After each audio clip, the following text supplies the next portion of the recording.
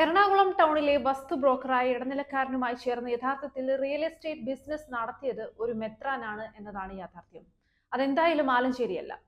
ഈ real estate ഇടപാട് മുൻനിർത്തിക്കൊണ്ട് സഭയുടെ തലവനും പിതാവും എറണാകുളം അങ്കമാലി അതിരൂപതയുടെ മെത്രാപ്പോലിത്തയുമായിരുന്ന മാർ ആലഞ്ചേരി പിതാവിനെ അട്ടിമറിച്ചുകൊണ്ട് സഭാ സംവിധാനത്തെ ദുർബലപ്പെടുത്തുവാൻ ശ്രമിച്ചതിന്റെ നേതൃപരമായി പങ്കുവഹിച്ചത് ഒരു മെത്രാനാണ് എന്നതാണ് ഈ രേഖകളിൽ നിന്നും വ്യക്തമാക്കുന്നത്.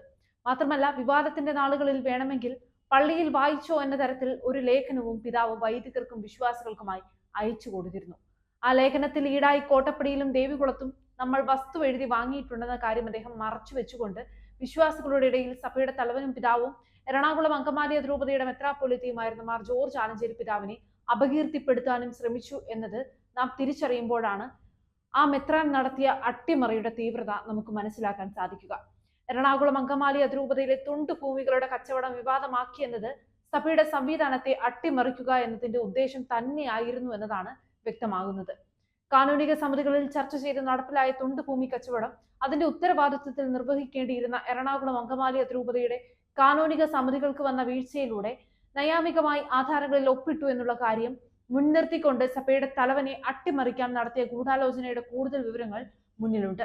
അത്തരം കാര്യങ്ങൾ നേതൃപരമായി പങ്കുവഹിച്ചു എന്നതിന്റെ ഒരു തെളിവ് മാത്രമാണ് ആ മെത്രാന്റെ ഇമെയിൽ രേഖയിലൂടെ നമ്മുടെ മുമ്പിലുള്ളത്.